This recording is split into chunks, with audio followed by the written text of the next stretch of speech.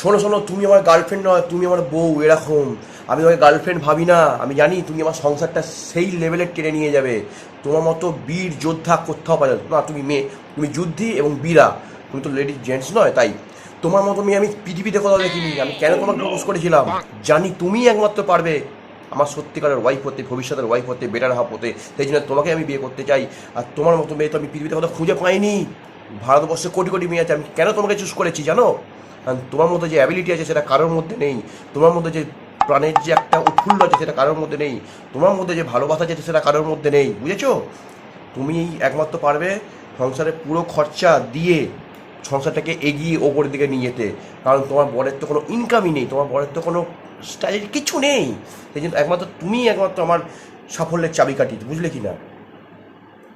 কি কি কি হয়েছে মানে, বিগ বিলিয়ন ডেতে iPhone 16 কিনবো, বলছি ইএমআইটা কি তুমি করে দেবে? তাহলে খুব সুবিধা হতো।